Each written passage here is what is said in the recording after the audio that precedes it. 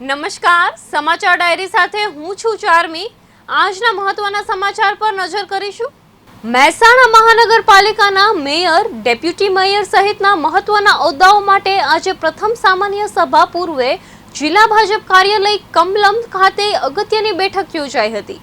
બેઠક દરમિયાન ભાજપ દ્વારા મહાનગરપાલિકાના હોદ્દેદારોને નામોની સત્તાવાર જાહેરાત કરવામાં આવી હતી, જેમાં મહેસાણા મહાનગરપાલિકાના સર્વપ્રથમ મેયર તરીકે સોનલબેન ઓઝાનું નામ પણ મોહર મારવામાં આવી હતી, જ્યારે ડેપ્યુટી મેયર તરીકે રમેશભાઈ રાજપૂત, સ્ટેન્ડિંગ કમિટીના ચેરમેન તરીકે દીપક પટેલ, શાસક પક્ષના નેતા તરીકે વિશાલ ઠાકોર અને દંડક તરીકે અનિલ દેસાઈની પસંદગી કરવામાં આવી હતી।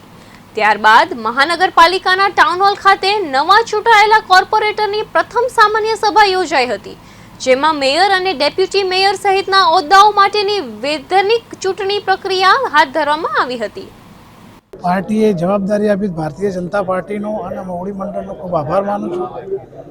પ્રથમવાર મહેસાણામાં મહાનગરપાલિકા થવા જઈ રહી એમાં પહેલું જ મને તક મળી, તે બદલ પાર્ટીનો, સંકલનનો અને સૌ કાર્યકરોનો, મોવડી મંડળનો સૌનો હું દિલથી આભાર માનું છું। ભારતીય જનતા પાર્ટીનો અને સર્વેનો ખૂબ ખૂબ આભાર। અને મને જે આપ મળ્યું છે અવસર, તો એને હું ખૂબ નિષ્ઠાપૂર્વક એને કાર્ય કરીશ। સૌપ્રથમ તો પહેલાં મહેસાણાની ક્લીન અને ગ્રીન સિટી બનાવવાનો પ્રયાસ ચોક્કસ કરીશું અમે, અને એ માટે અમારાથી જે સૌને સાથે રાખીને જે કામ થશે એમ કાર્યો કરીશું।